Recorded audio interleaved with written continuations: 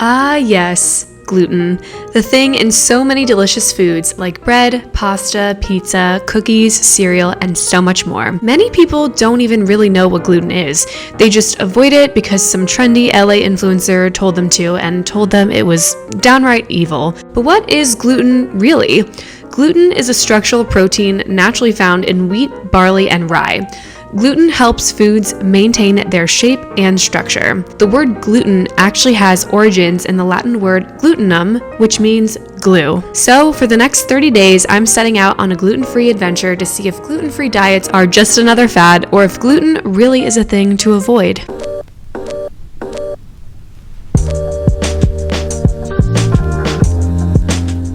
Since I'm diving headfirst into being gluten-free for the next month, I feel like it's only necessary to go to the grocery store and see if I can get some gluten-free items to try. I'm excited to see what I can find today. My plan is to go to Trader Joe's and then also hit up Whole Foods. So let's head to the grocery store and see what we can find.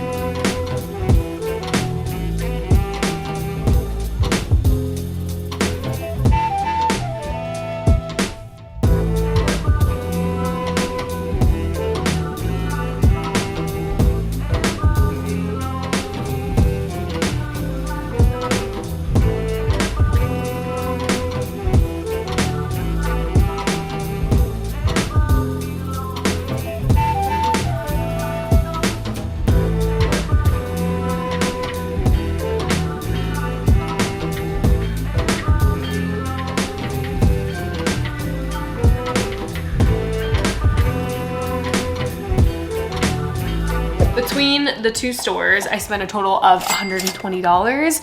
And remember that this was just mostly on snacks and specialty items. I did not buy any meat or I bought a couple vegetables, but mostly just snacks. So take with that what you will. Let's do a little haul, shall we? First up from Trader Joe's, you kind of saw some of it. Okay, some of the boring things like carrots and green beans I'm not gonna really talk about. Also, this really intrigued me, the gluten-free cheese ravioli. Rice, cauliflower, and corn-based dough.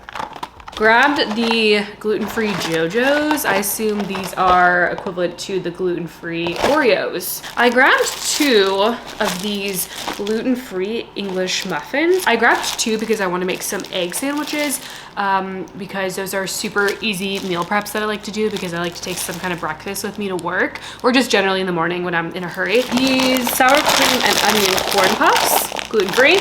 This really caught my eye. Everyone's been talking about hearts of palm as of recently, but this is riced hearts of palm. Oh yeah, and when I was at Trader Joe's and I'm checking out and I bring my bags, I hear this. And I'm like, Daphne? This was in my grocery bag. You can tell how long this had been sitting in my apartment because this little guy came with me to check out. So here you go, Daph Daph. This is a classic favorite of mine, the Himalayan Gold Lesser Evil popcorn. Apparently these Mexican shortbread cookies are to die for, so of course I had to get it, give them a try.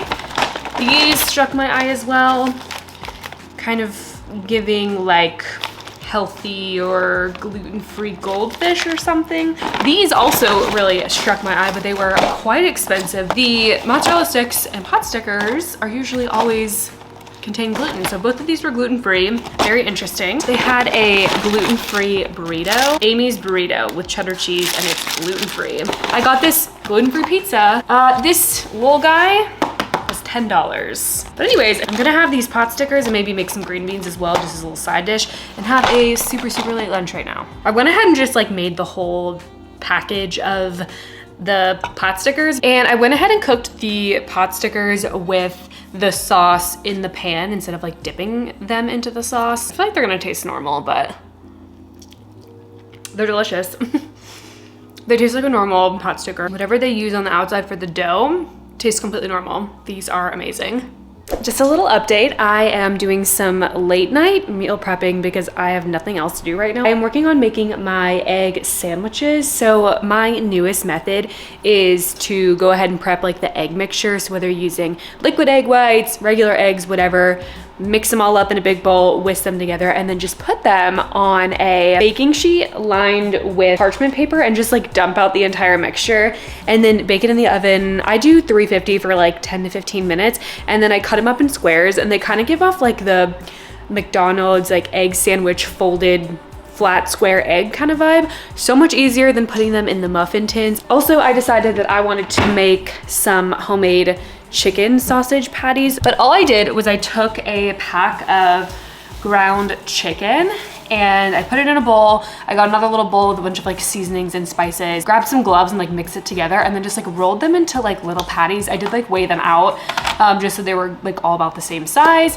and put them in a pan, and I put them in the oven. Let me show you how they're looking right now, actually, if you guys are curious. Sometimes like store-bought chicken sausage or sausage in general hurts my stomach, so I'm just making like my own, and they're looking really good. All right, so I'm actually going to a Pilates class in a little while, and I need to eat something before I go, but I'm not super hungry. I'm not quite ready for like a full meal. Ground turkey and shredded zucchini patties. So I'm just gonna have one of those really quick just so I get some good protein in, and then I'm also gonna take some of this cottage cheese and just kind of throw it on the top for a little more protein. I had a super busy day today and I did not have any time to meal prep or anything. So I have my oven preheating right now, and I'm actually just gonna go for this frozen pizza that I got when I was at Whole Foods. Formal review to come of the gluten-free pizza. First impression, it actually doesn't look too bad. Okay, ignore my soggy hair that's like half wet, half dry right now. It's pizza, it can't be that bad, right? I don't love the pepperoni. Pepperoni kind of has like a weird taste actually, but it doesn't really taste like an almond flour pizza. I would say for the price, how much you actually get, and like the calories, serving size, I would give it a 6 out of 10. I could honestly probably make a better gluten-free pizza at home, but this'll do. An example of a breakfast that I would have on a work day is usually like a water, iced coffee, and a yogurt. I love the Light and Fit. They're so good.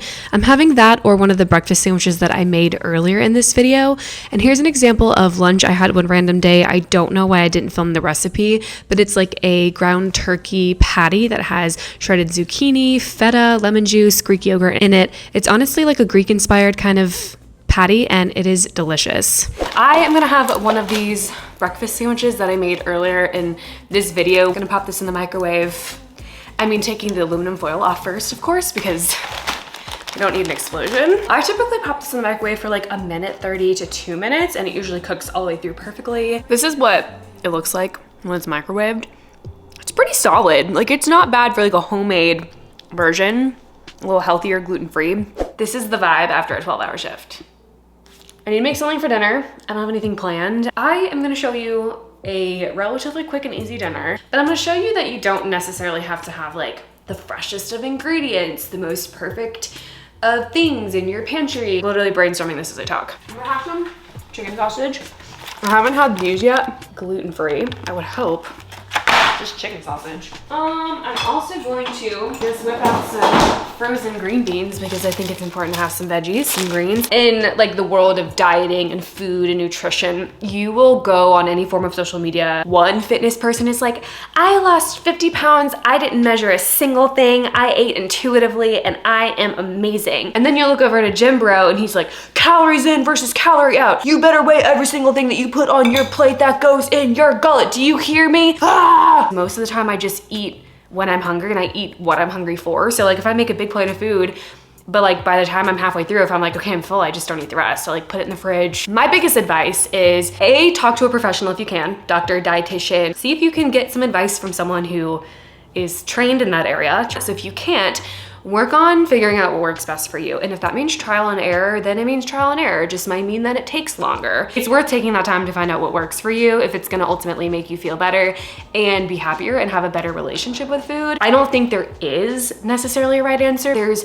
metabolism, there's genetics, there's environmental factors, there's comorbidities, there is like environmental lifestyle. There are so many contributing factors. Just because your favorite fitness influencer eats whatever the hell they want all the time doesn't mean it's gonna work for you. And I feel like that is so important, and I don't think enough influencers and creators like preach that to their audience. Don't copy what I do. I'm not gonna copy what you do. Trial and error, babes. That's what life really is all about. Trial and error, a little bit of everything. I'm gonna cut up my little potatoes in quarters. I like a little bite-sized potato. And they're already very small. You could just like easily throw these little potatoes right in the air fryer, but I'm gonna quarter them because I like a little bite-sized potato. The other thing that I've been doing in this month of being gluten-free or giving it a try is redirecting where I get my carb source from. Now, if you're an OG, if you've been on my channel from the very beginning, my literal first video was a keto cooking video. I thought my entire channel was gonna be just like keto cooking videos. As someone who's like a former keto person, it's not like the worst thing in the world. Like people love to be like, it's so bad for you, blah, blah, blah. I was never like strict crazy, and I made that very clear from the beginning because I knew that that wasn't like a healthy thing to do. So with all that being said, you're like, oh my God, she's eating potatoes. Like she used to be keto, what's happening? Over the years, I've worked on just reprioritizing what carbs make me feel my best, because it is true, I think to some degree of science, there are certain carbs that will make you feel better, or they're just like stored and utilized differently in your body. But I started learning over the years what foods make me feel better and what foods don't make me feel as good. I know realistically, like eating pasta never makes me feel good. I get like the worst bloat and stomach ache after I eat pasta, and that just like is what it is.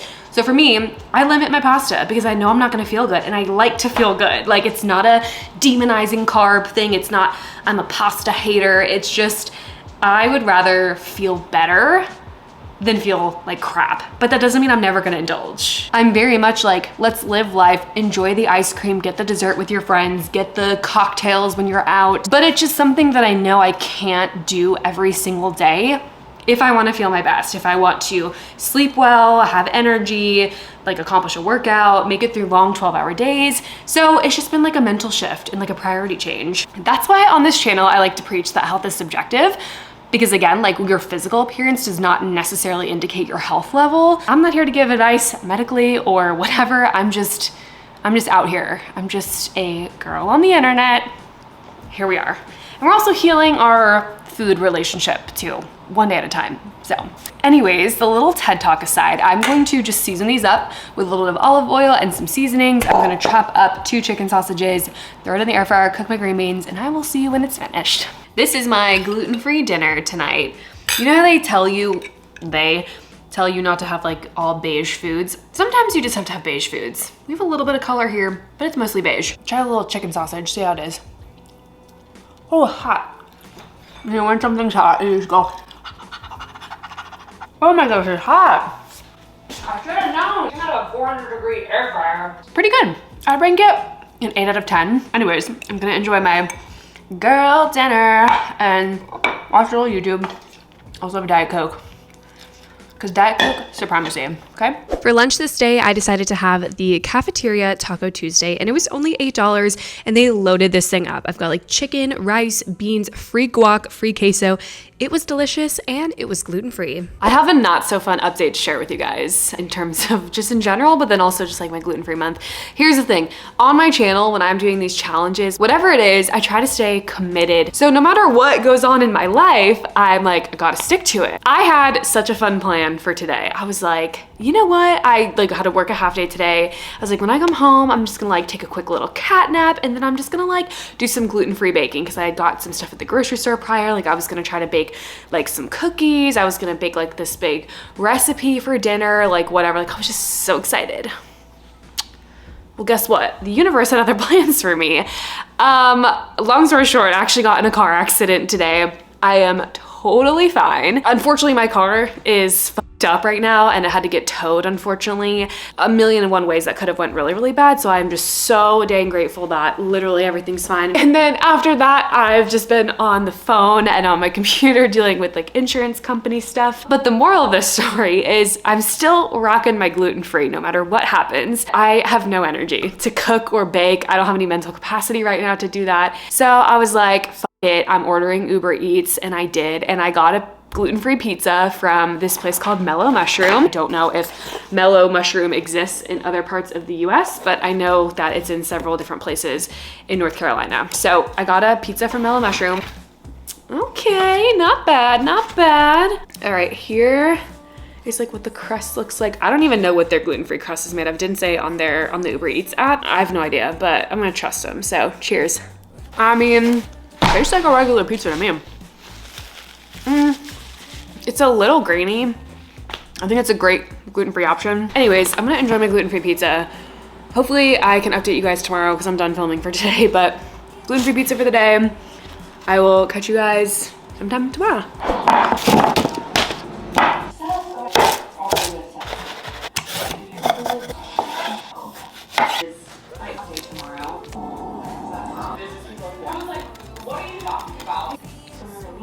I've really been craving one of those like fall harvest salads. So I want to call this a summer transition salad. We're leaving summer and we're gonna enter fall before long, but we don't have all the fall ingredients. So I have mixed greens as a base with a nice, beautiful summer tomato and a nice summer peach as well for a little sweetness. Because I would have ideally liked to use like apple or cranberry just to make it like fall-esque. A little bit of pumpkin seeds for fall, goat cheese because it's delicious. I did salmon, and then my dressing is like a pumpkin olive oil balsamic mix essentially with a little bit of maple syrup as well for a tinge of sweetness. So this is what I call my summer transition salad. Okay, this is literally like the second time that this has happened to me. I was just sitting on the couch watching some TikToks. I finished my salad maybe like 20 minutes ago, and I have this really weird rash, like this hot flushed rash on my face. And I have no idea why it's here. I did put this marinade on my salmon though, when I put it in the air fryer today, just to give it some more flavor. And I wonder if there's some gluten in there or some wheat or something. And because I have not had gluten and wheat in almost like 30 days, that I'm having like a reaction to it.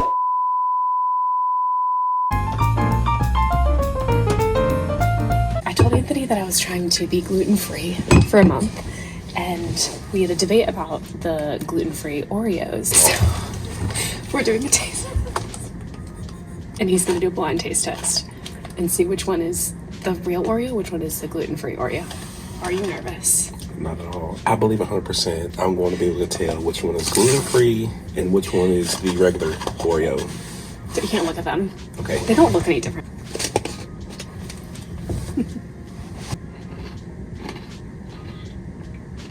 It has like an awkward aftertaste. Interesting. Thoughts? Are you ready for the second one? Okay. This is the real one. I can 100% tell this is the real one. Okay, so I You don't know why? Because when Oreos has like a cocoa taste, this tastes like the real cocoa taste. Cocoa doesn't have gluten in it though, so they would both have. They would both have chocolate. Number one is it's a gluten-free one. Number two is a regular one. I know that 100%. You're right. Okay, but like, how was the gluten-free one at least okay? Like, it was okay. It was okay. It wasn't terrible, right? So it was just the consistency of the chocolate. Good job. Nailed it. As I've been saying, fall is among us. I literally have a Monday Night Football game on TV right now. With that being said, if you're a Trader Joe's hoe, then you know Trader Joe's puts out the best fall items every single year. However, I can't have one of my favorite things on the planet right now from Trader Joe's. And that is the butternut squash mac and cheese. I'm just gonna make like a big batch of it, I think, and then just like throw it in my fridge. Okay, I went ahead and put all the cheese here on a plate. I shredded up the Gouda, and then the Parmesan was already shredded and the cheddar was already shredded. Butternut squash is nice and tender. I actually added some chicken stock to it just to boil it down. And now I'm going to take the butternut squash out of the chicken stock and put it in a separate little container. I'm gonna do like a blender. Now my plan is to just use this same pan. There's just like a little bit of the chicken stock left in it, and I'm just gonna cook the pasta this way. All right, while the pasta is boiling, I am gonna go ahead and make the butternut squash sauce. I am gonna add a little bit of pumpkin puree to it, and then for some seasoning, I'm gonna add in a little bit of turmeric, some garlic powder, a little dash of cayenne pepper, onion powder, Dijon mustard, and then just a tiny splash of maple syrup. This is the butternut squash puree sauce. Just gonna add this into the mac and cheese. It's gonna be amazing. I'm so excited. Look at this dinner. Look at this gluten-free, delicioso dinner. I am so excited about this mac and cheese. You have no idea. I have a piece of salmon that I air fried with just some basic seasonings, and then some Mike's Hot Honey, some green beans. You guys know I love the Trader Joe's string beans. I think I've said it 30 times in this video, my favorite. And of course the homemade gluten-free butternut squash mac and cheese made by yours truly. It also smells really good.